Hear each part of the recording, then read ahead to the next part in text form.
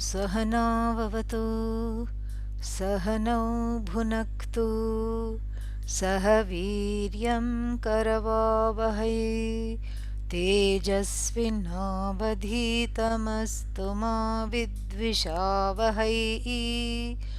ॐ शान्ति शान्ति शान्तिः।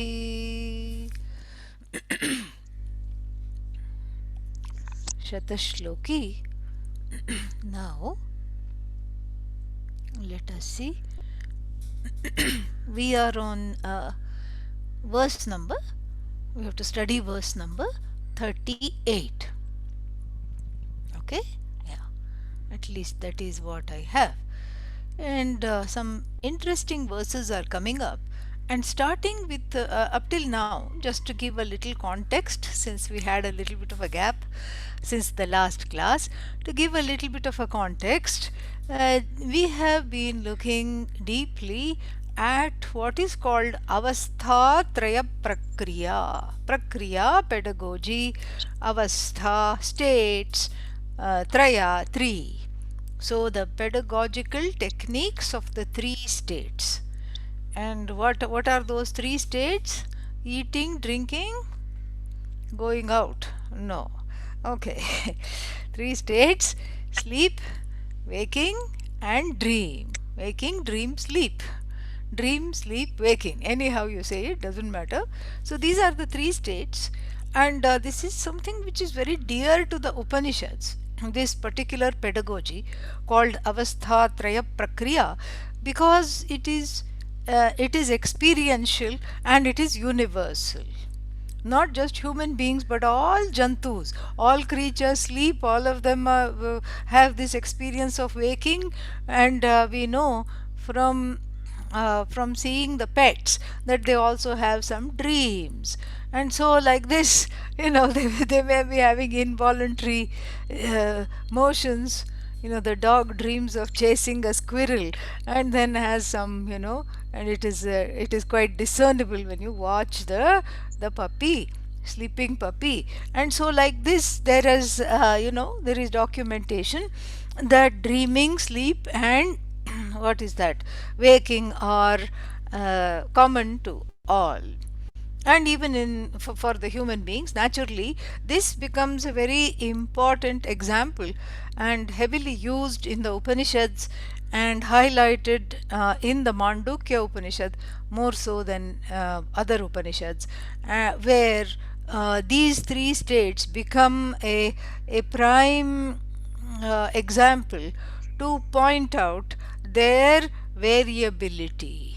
This is what we have been studying so far. All these three states are variable. They are not invariable. The sleep, of course, is variable because you are here and hopefully you are awake, and then that shows what? That was then that I slept, now I am awake.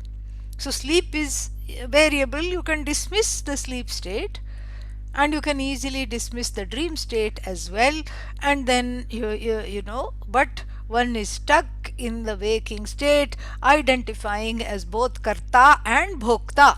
Karta, agent of action; bhokta, recipient of the result of action, which keeps one in the loop of what is called samsara, misery for short. Yeah. Why is it a recipe for misery? Because there is the action is not for the sake of action. The action is for the sake of producing results, and the results that are the product of action can only be finite, because no matter how much action you unleash, it is still finite. Because everything in the Jagat is finite except the watcher, the Sakshi of the Jagat, namely you. Everything else is finite. So the finite actions lead to finite results. Okay, so what is wrong with that? Because you crave for the infinite. And I told you, every result of action, you keep it on life support. You just keep pressing it, you keep injecting some life into it. Some elixir, some rasayana, something you keep just trying to wake it up. trying to bring back dead results of action into back to life. This is what the whole thing is. They are already ashes. And then you keep fanning the ashes in the hope that some ember will come out. And then that fanning itself is more action. And then what? And then that will accrue more result of action. And more the action, more the disappointment, because as the Bhagavad Gita very succinctly points out, karmani eva adhikarahate ma phaleshu kadachana. Very famous line that everybody knows, that you only have the results, right to the actions, not the results of action. The results of action you cannot produce. Here you thought at least you are producing finite results, but you are not even producing that. Even that is coming as a result of karma phala, your own karmic profile. And in other words, you don't even control the results of action from past life. What to talk of this life? That too is given by Bhagavan alone. This is something which doesn't go into the head of the jiva for some reason. They are able to master physics, quantum physics, and trigonometry, which we don't even know sometimes how to spell. And then and then they are able to master complex equations. But this simple fact that one doesn't control the result of action whatsoever does not enter the head. And so therefore this the pedagogy, the teaching methodology using the sleep, dream and waking is very powerful to show that this kartrit, because we are not interested in being the waker or the dreamer or the sleeper. We are not interested in highlighting any of these experiences. So there are two reasons to highlight this pedagogy. One is to show that all of them are variable. All of them are variable, where the watcher, the one who catalogues oneself as the dreamer, sleeper and the waker, the witness of all three is the truth of the self. That is the main thing to show. And then the secondary thing here to show, using these examples of sleep, dream, waking, is to see that one is not a karta or bhokta, because that's why the waking state becomes extremely difficult to give up the identification to. Cannot give up being a waker, because being a waker necessarily means that one is tied to the status of doer, experiencer. Those are the primary things. And then tied to the status of all other words that end in the agent noun er. Doer, thinker, seer, hearer, and then of course sleeper, waker, dreamer. And this is where the ahankara, which the ahankara means the I notion, the I sense that is naturally should be connected to Satchidananda Atma, in his craving to have that Satchidananda Atma, craving to do that, then this I sense is what is instead grabbing on to every er, every word that ends in er, the ahankara loves. Thinker, me, me.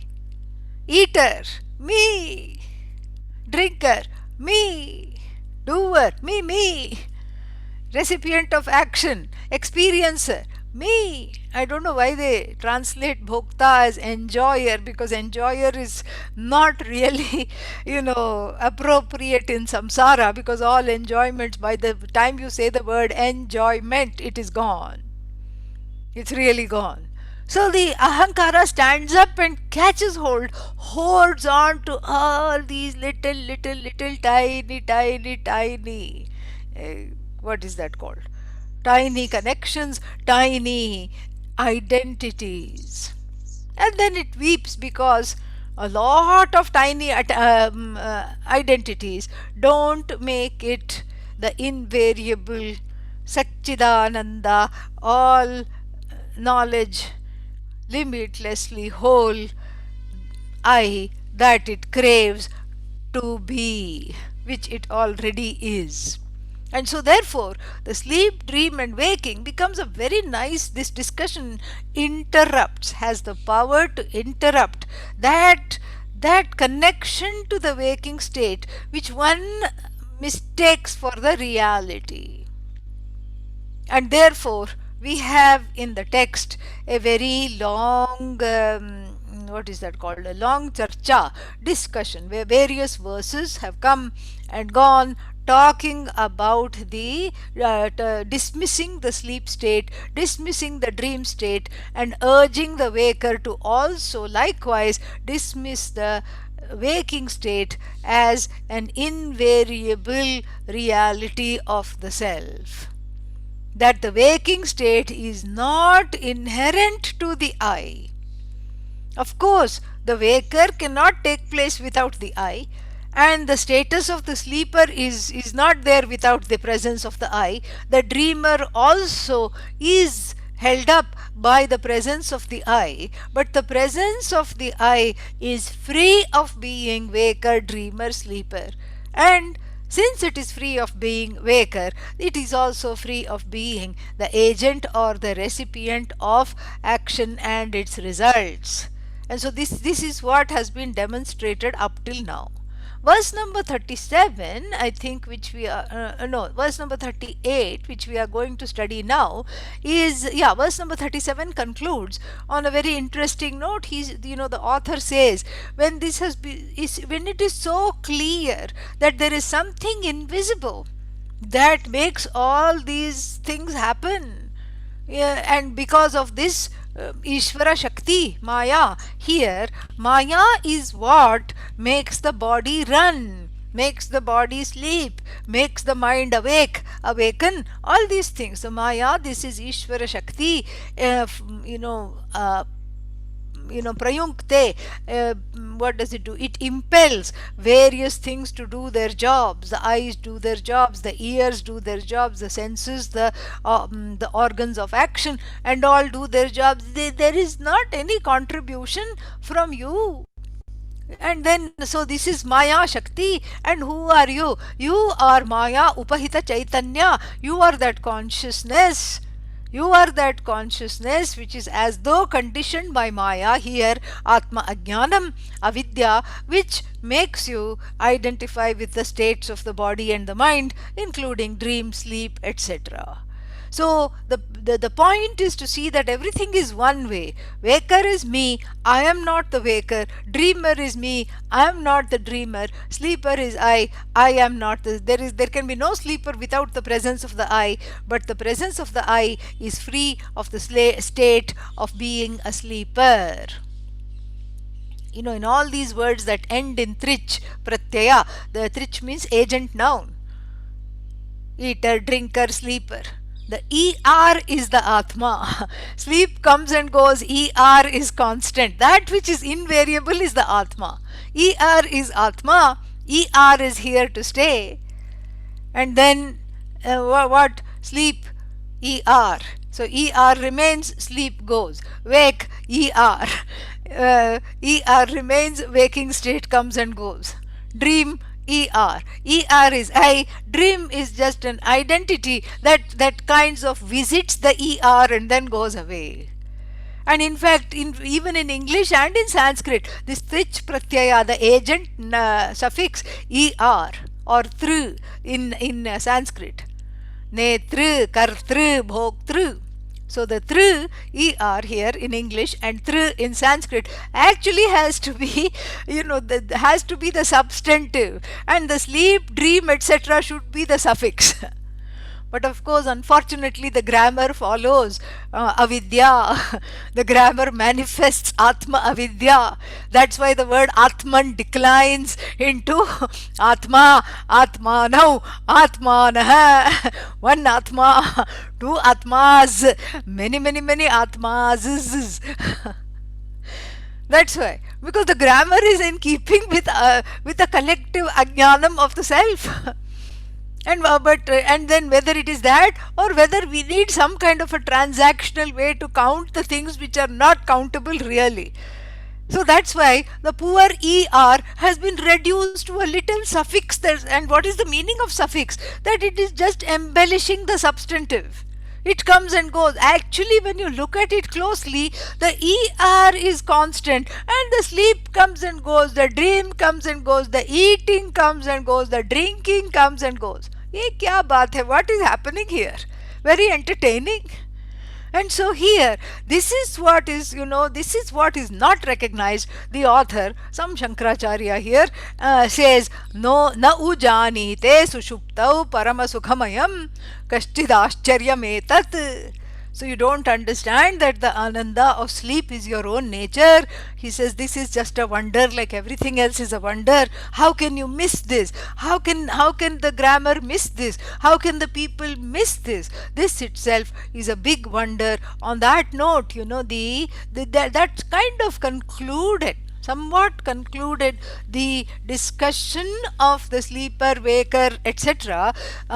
In order to demonstrate these two issues. What are the two issues? One is to show the invariability of the I that visits the dream state, sleep state, and the waking state, but it is stateless, it is free of all states.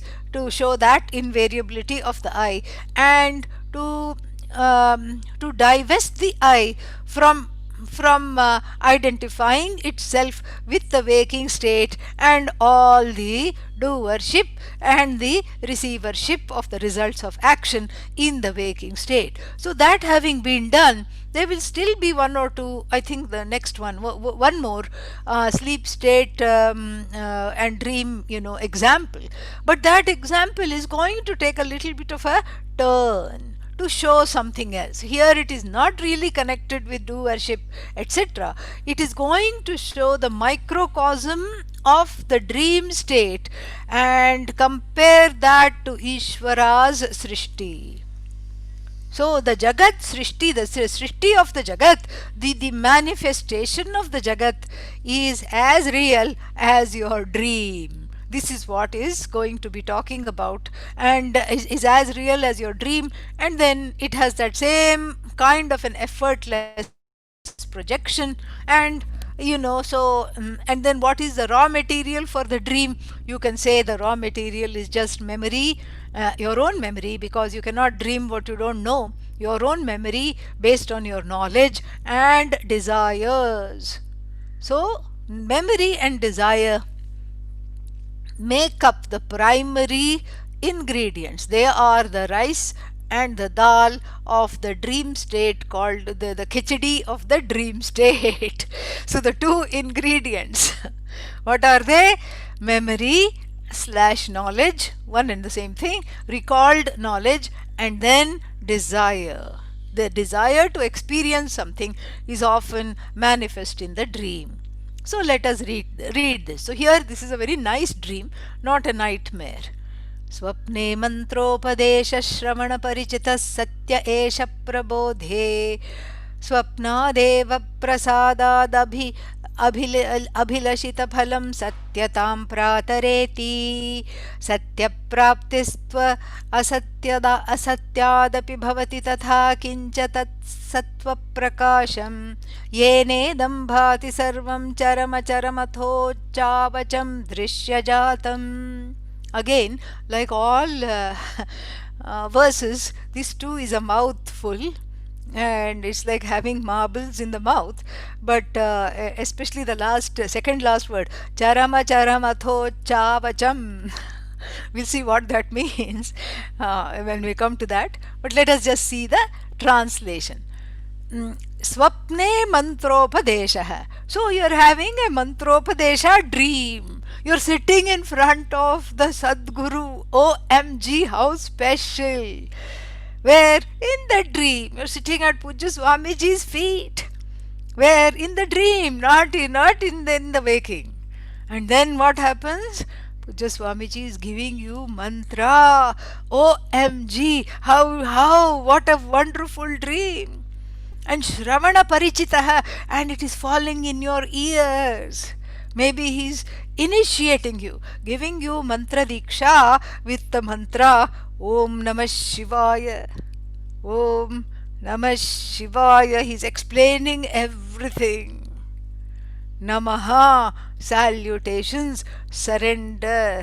Shivaya, unto Lord Shiva. And Shiva means the most auspicious thing that there is, which of course he would have pointed out is nothing but the truth of yourself is Shiva. And so Om Namah Shivaya, he is explaining. Om is a sound of blessing. In fact, he would have said that all the mantras come from, sustained by, and resolve into Omkaraha. Everything is Omkara.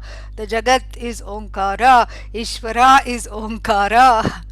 Svarupa Lakshana Omkara. Tatastha Lakshana Omkara. Everything is Om. Om is home.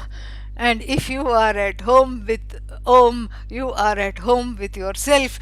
And this Om is you. And this Om is the name of Bhagavan.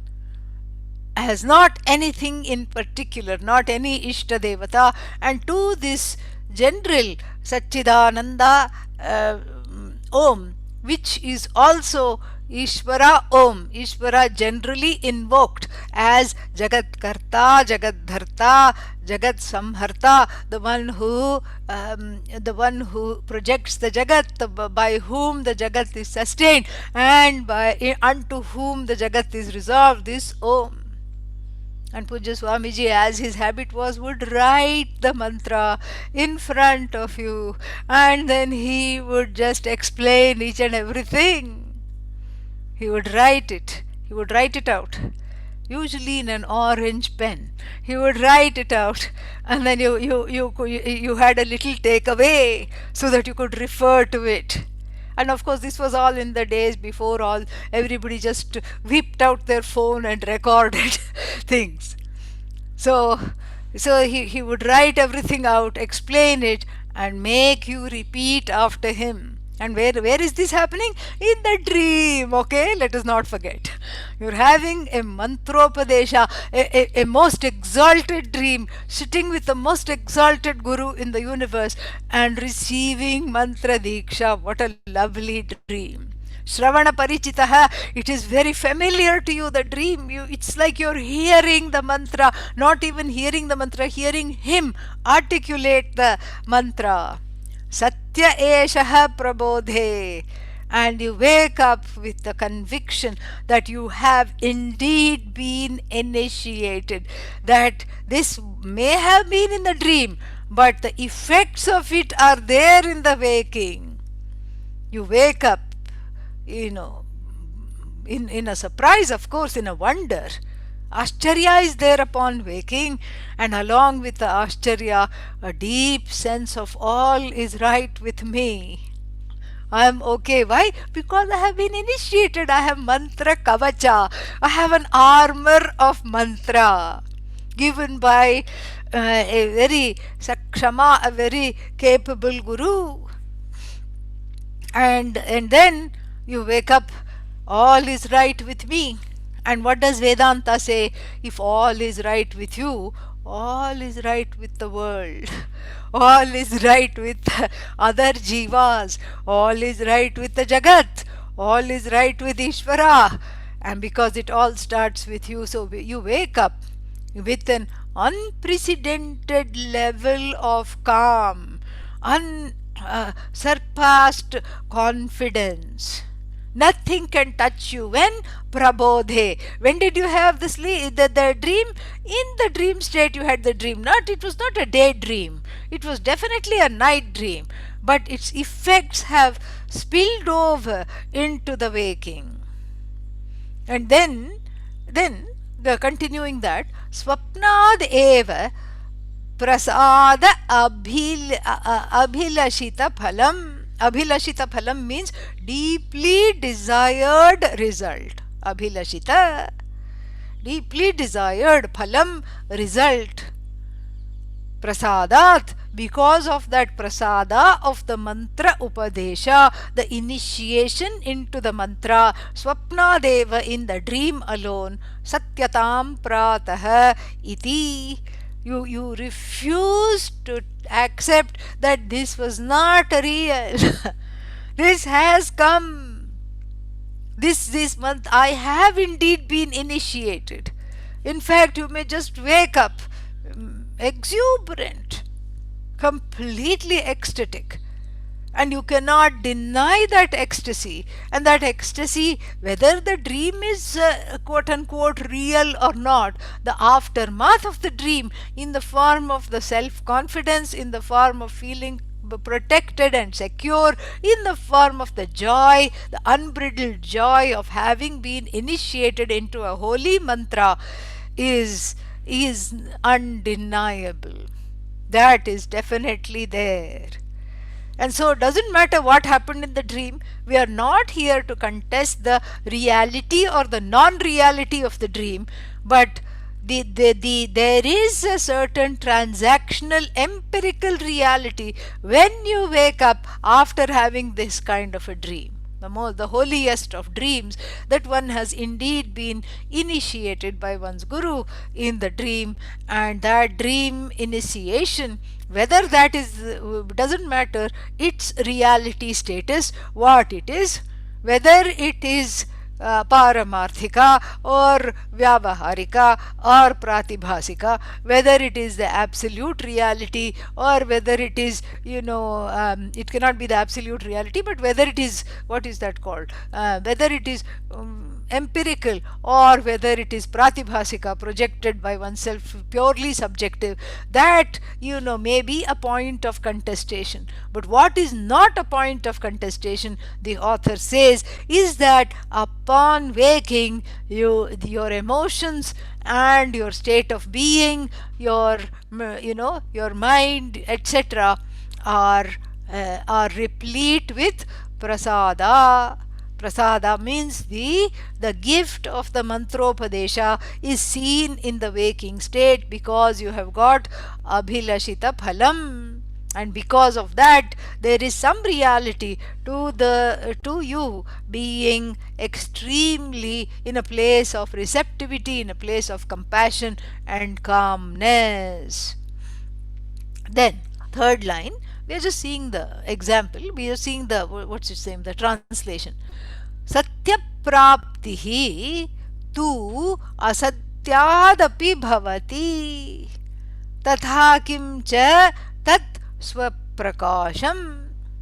Satyaprāptih. So if this much is understood, that the result of the dream has an empirical reality. Remember again, we are not trying to analyze the reality of the dream state. That is not the tatparya here. That is not the purport at all. Right? We are not trying to understand whether the dream was real or not and have some kind of a discussion about that. We are not doing that. And what are we doing? What we are interested in is the empirical reality of the waking state. So when you wake up, the residue of the dream continues into the waking state. It spills over into the waking state, creating an unusual and unique sense of comfort with the self, a security and a calm that would not have been ordinarily there when you woke up on other days without mantropadesha dream. Okay, so then his contention is very interesting in the third line, satyaprāptih. So this grasping of this reality, that that I have woken up to some sense of a unique calm, unprecedented calm, tu asatyādapi bhavati. So the dream state doesn't have empirical reality, correct? So the dream state is purely, as I pointed out earlier, a spillover of it's the khichdi of memory and desire, as we saw. So memory, is it empirical? No. Yeah, it is basically subjective, because what you remember, what you want, desire is also subjective. So desire is your own projection, memory also, whether it is correctly recalled, wrongly recalled, all this is one's own projection. So one's own projection, satyaprāptih asatyādapi bhavati. So now he is saying that this empirical reality of you being calm, secure and fulfilled, you waking up to that experience of being calm, fulfilled and happy for a change, quickly upon immediately upon waking, is what has come out of nothing. As though, you see where this is going now, has come out of nothing other than your own projection. So your own personal projection of your desire for the Guru to initiate you, and your recollection of some initiation or something like that, your recollection or your knowledge that such a thing called mantropadeśaḥ exists, your desire for this mantropadeśaḥ, together cooked, on the pressure cooker, what happened, in the dream, gave rise to this khichdi, and then what happened? And you're still smelling the aroma upon waking up. This is what the whole thing is. So the khichdi is poof, gone. What power brought up that memory? What power made me as a dreamer spit up that particular desire? What power conspired to bring this knowledge and this particular desire together into blossoming into this beautiful dream of Guru Mantropadeśaḥ? What power brought that out? Don't know. Because in fact the ingredients of the dream are not objectifiable. You cannot really objectify memory directly. Sakshi pratyaksha. Only through some witness perception, indirectly it can be objectified. Similarly, what you know can be indirectly objectified through sakshi pratyaksha, witness perception. And so really it is not something that is available for the pratyaksha pramana, for the five senses, for the immediate means of knowledge, nor can it be deduced or induced. It is not a product of anumana, it is not a product of some kind of an inference. One step inference, anumana, more than one step inference, arthapattihi. It is not something that is available. It is not upama, available for comparison. It is not anupalabdhi. It is not the cognizance of absence, because the dream was present in dream time, in dream state. So then you cannot say that the dream was absent. So therefore, it is just a magic that out of non-existent, because you see pratibhasika is as good as non-existent. And if you don't know the meaning of pratibhasika, it is simple. It is a subjective reality. Your own desires are as good as non-existent. Why? Because they are dependent upon Atma.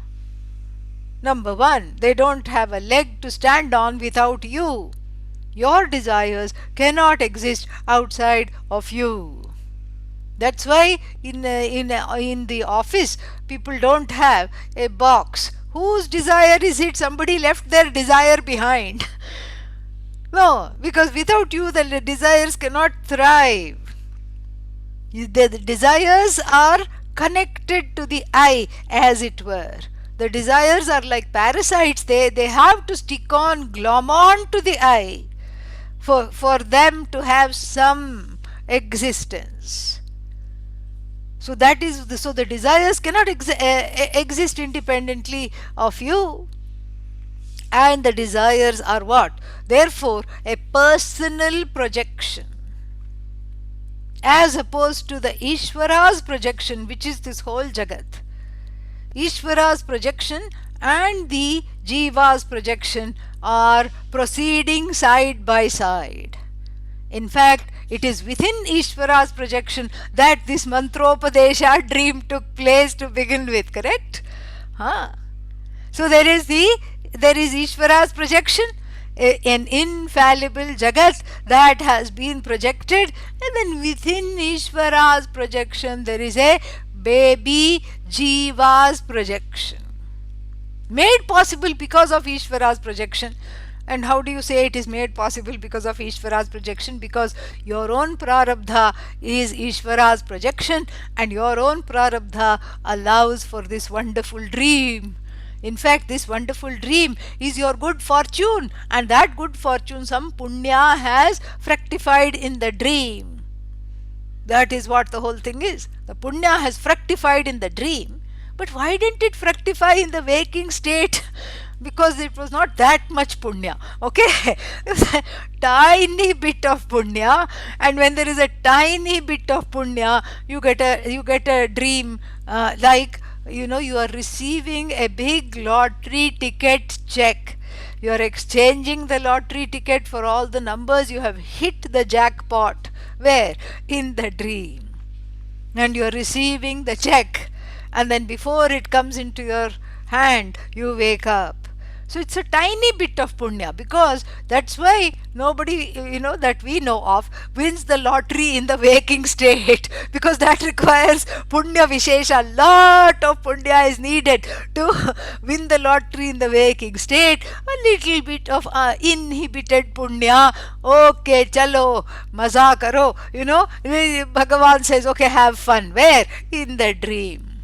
Spend the dream currency and get the lottery ticket, and then go shopping or do whatever you want. Or if you are philanthropically oriented, stand at the street corner and give everybody, keeping on giving them $1,000.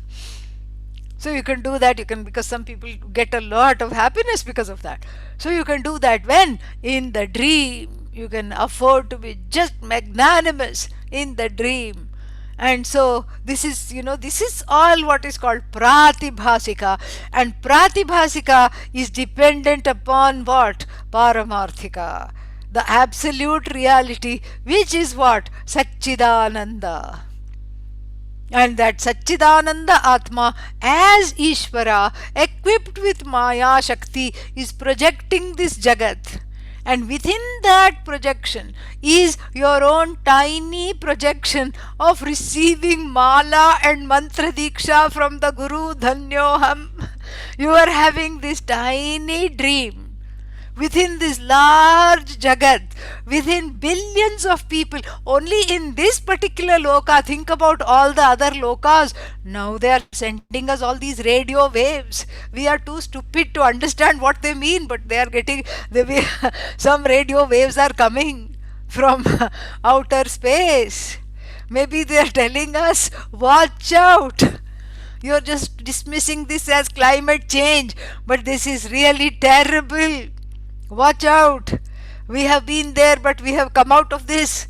We are ready to guide you, but we don't even have the collective prarabdha as a loka, as a bhu-loka, to be able to receive the advice from older other lokas perhaps that are there. Parallel lokas are there. We don't even have, we are too silly, we are uneducated to, we can pick up the signals, but we have no clue what they mean. We have no clue what they mean. All we know how to do is fight. Okay? So you can see that in this loka full of billions of people, everybody is sleeping. Let's say in half of the earth, half of the people are sleeping. Why? Because that is how the sun operates. So everybody in one area where the sun is not there, they are all sleeping and they are all dreaming. And then that's billions of people dreaming at the same time. And within those billions of dreams, your tiny little dream of sitting at the Guru's feet.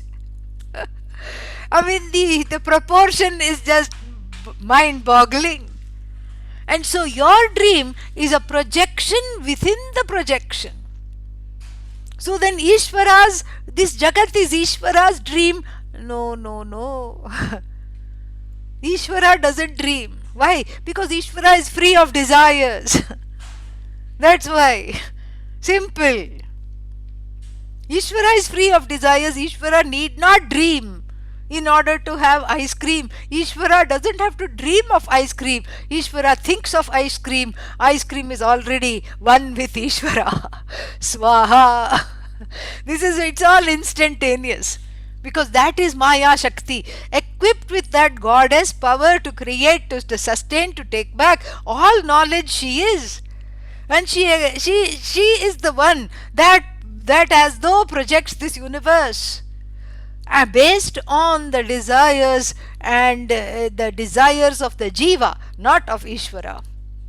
And the memory of Ishvara, memory, so to again we have to do, we have to do double quotes on memory, apostrophes on either side. Memory is also within, apostrophes. Why memory is that? It's as though memory. Because the whole Jagat is as though.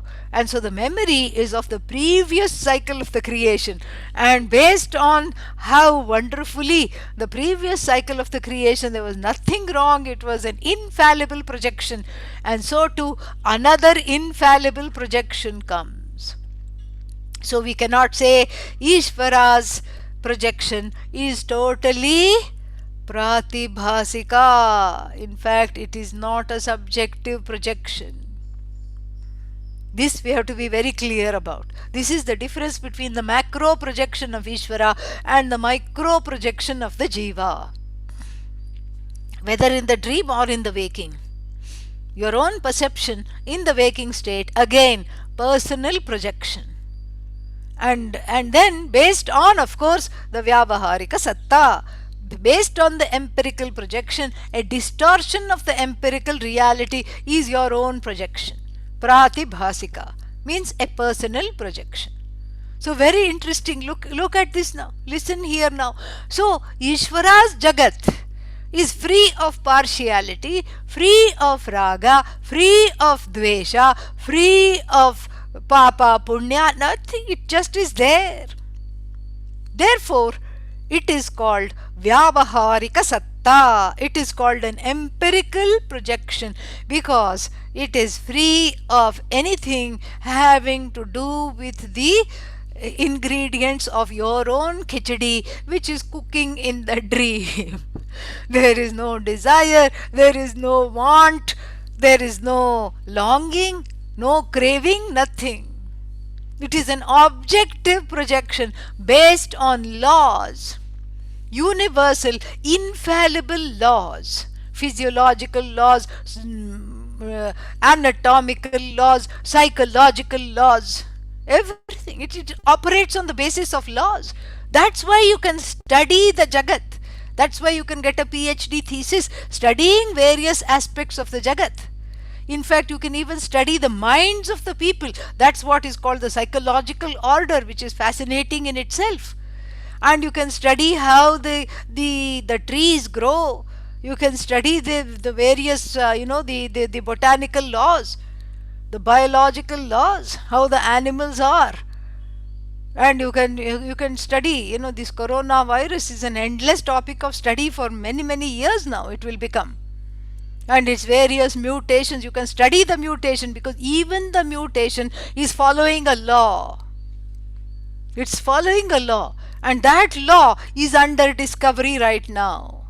So the laws are not human made, they are simply discovered, they are already there.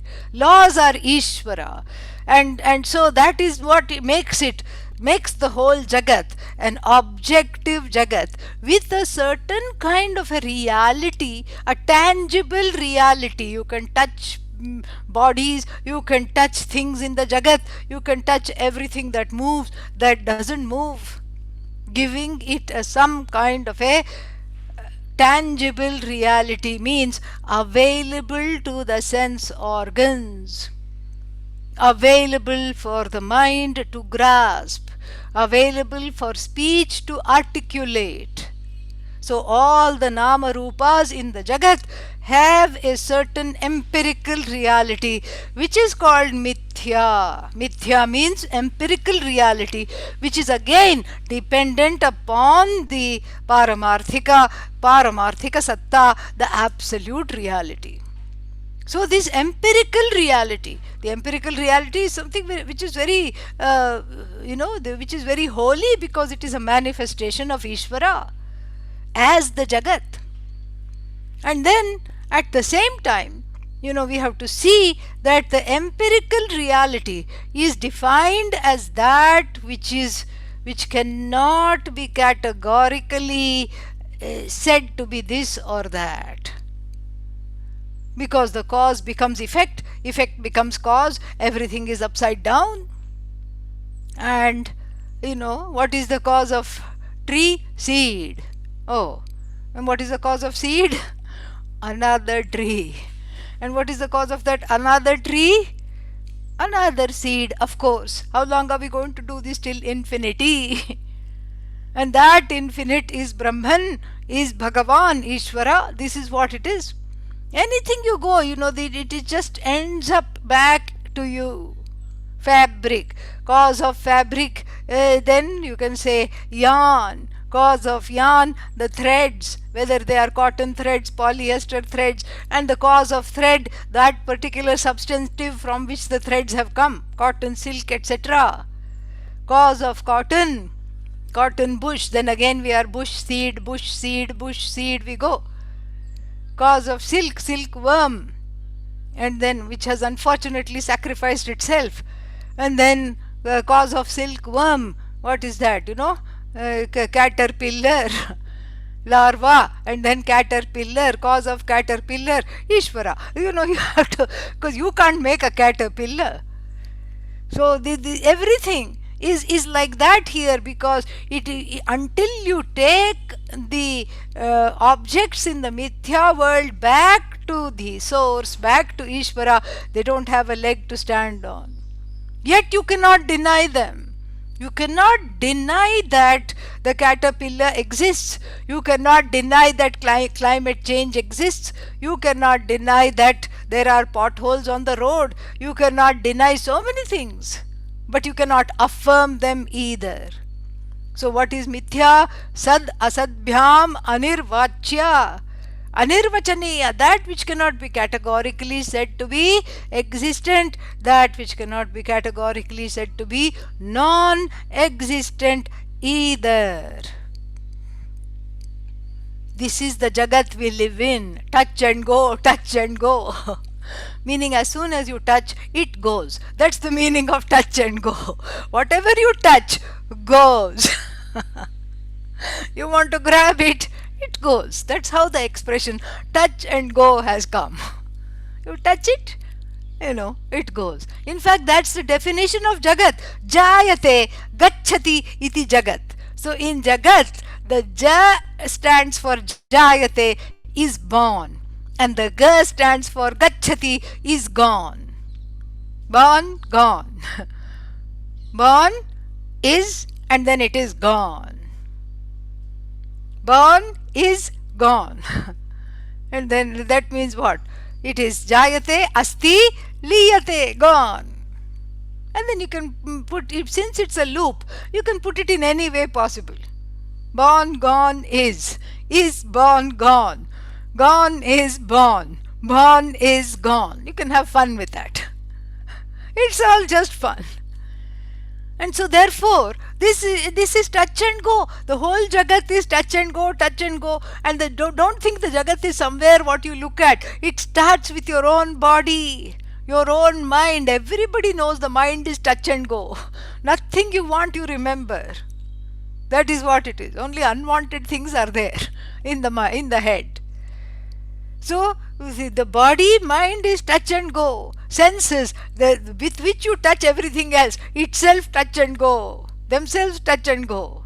Touch and go, touch and go. Jayate gacchati, jayate gacchati, jayate gacchati. Jayate gacchati, touch and go, touch and go, touch and go, touch and go. Go and touch, touch and go, touch and go, touch and go. And then you have to ask the inevitable question, says who? Who says touch? Who says go? Or to put it fancifully in Sanskrit, who says jayati? Who says jayate? Who says gacchati? Who says? And the answer is what? The inevitable answer, me. Aham. And now we have to ask another question. Is aham touch and go? No. The answer immediately comes no. Aham, aham is not go, doesn't come under the category of things that go, because it cannot be thankfully touched, as in grasped, as in named. Since the I is not subject to being touched by the sense organs by any means of knowledge, as we saw earlier, it is not subject to going. Anything that you touch goes. The I cannot be touched, and then therefore it cannot go. Thank God for some small mercies here. This is in fact a very big mercy. But then I cannot touch the I. That means I cannot study Vedanta. Ayyo. What do we have to say here? The I cannot be touched, all right. But the I need not be touched in order to be known, because the I is already self-evident, self-known, self-shining, self-reflexive. So that which is not swatasiddha, that which is not self-evident, needs a pramana, is leaning on a pramana in order to be known. But that which already advertises its presence by itself, without any other source of knowledge coming into the picture, does not need a means of knowledge in order to bring it to light. Just like if you are giving some people from another loka, let us say they have come because they sent radio signals, we couldn't understand. What they were saying is, we are arriving on such and such a date. Don't be startled. But because we as a loka were too stupid to decode their message, we missed the message, and so let's say they arrived, and then it is somebody's job, it is some VIP's job to show them around the jagat. This is how we live. So the first thing to show is the sun, correct? So let's say it's your job to show them the jagat, these aliens who have come. And then actually we shouldn't call them aliens, because they are thinking we are aliens, okay? So these people from outer space, let's say, from some other part of space, they have come, and then they says, okay, show us the jagat. And so you show them the sun with the help of a flashlight. Here, this is our sun. No. So the sun, like Atma, doesn't need a flashlight of either Anumana, Arthapati, mind, senses to grasp it and to show, because it is because the Atma is, everything comes to light. Just like the sunlight, just like the sun is self-shining, not only is it self-shining, it brings everything to light. That is why the Atma is known, is already known. In fact, no Shruti in the entire universe can establish the Atma, need not establish the Atma, because the Atma is self-evident. That's why I keep asking the question ad nauseum. Are you here? Are you here? Are you here? And even though you're feeling, why are they keeping on asking this question? This is boring, I feel like throwing up. You still say, I am here, correct? And this is why I keep asking, because that non-negatable I is immediately sensed. Paramarthika need not be shown. It is already there. It is you. It is known. But it is partially known. It is known as I am. But then if you ask the next question, who is this I? Who are you? And what answer will come? And that is where the ahankara is busy touching and not leaving, touching and not going here, and touching various aspects and hoarding it as the I, mistaking it to be the I. I am as good as the body. Today I am in lot of pain. I need a massage. Okay, go get a massage. I can't because corona. This is the ahankara, the ignorant ahankara crying. Why? Because not because it doesn't know that I am self-evident. It knows.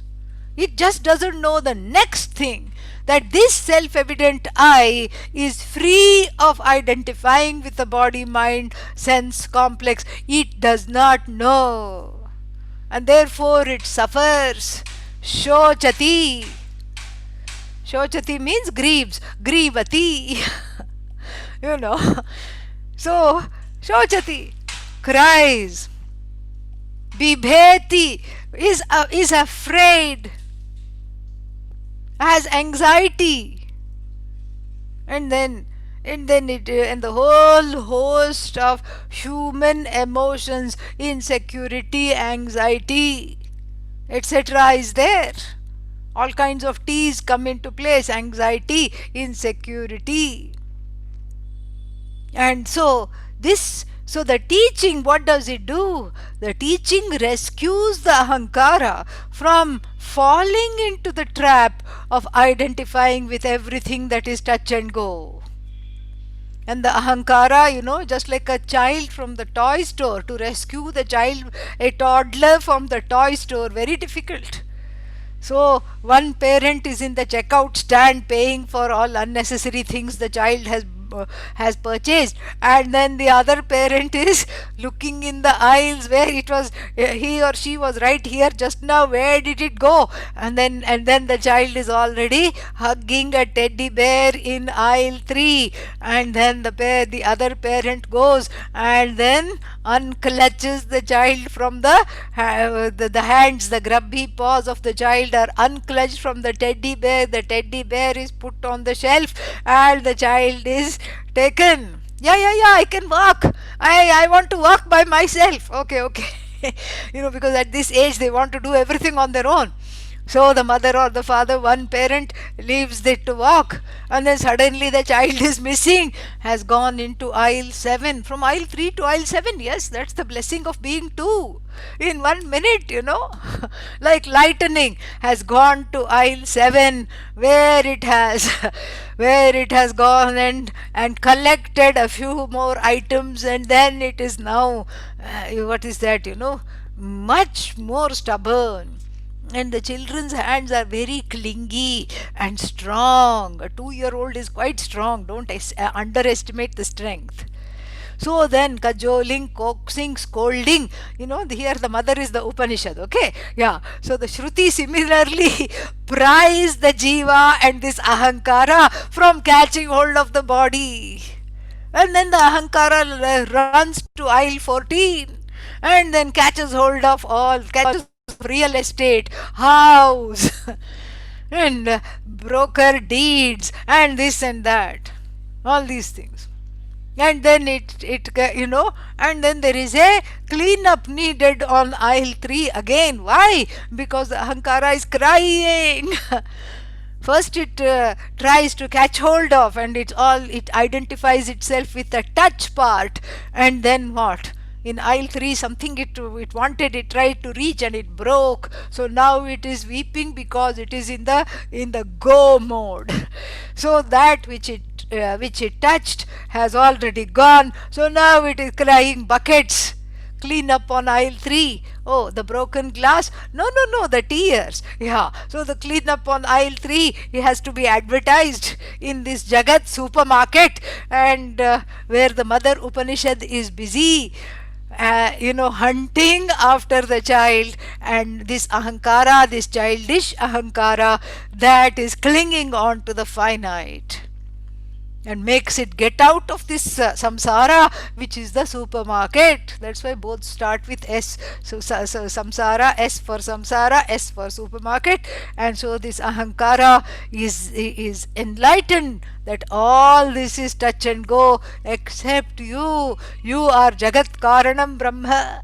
You are one with the one that projects the Vyavaharika Satta, but you don't have that projective power. Never mind, that power is also Mithya. The power to project also comes and goes. You are straightaway Ishvara, the one that is free of all projections, that is free of the status of the projector, and that is free of being stuck to the effects of the projection in the form of the Jagat. So more we will see next week. Okay, yeah. So now there is some announcements are there. Let me just tell you that the weekend classes which were going to be, the online Bahamas classes, I think they're going to be postponed, so let us not worry about that.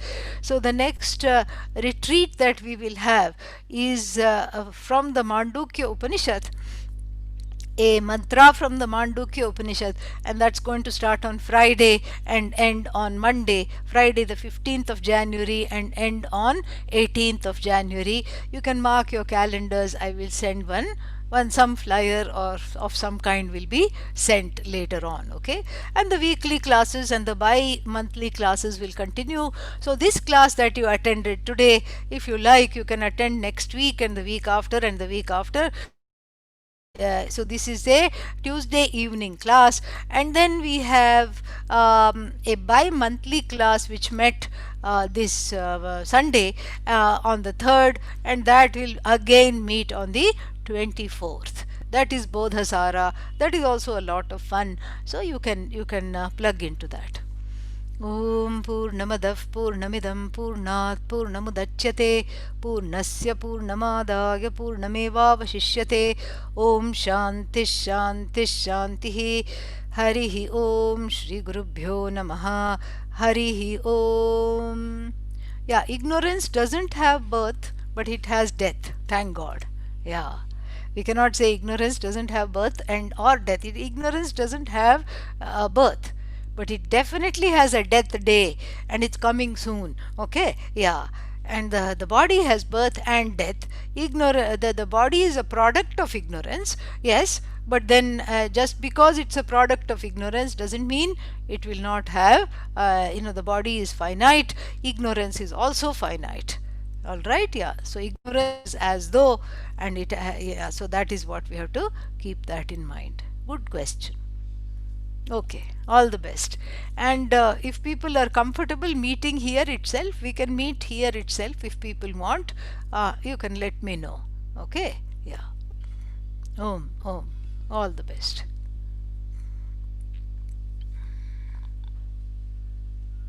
Shri Ram.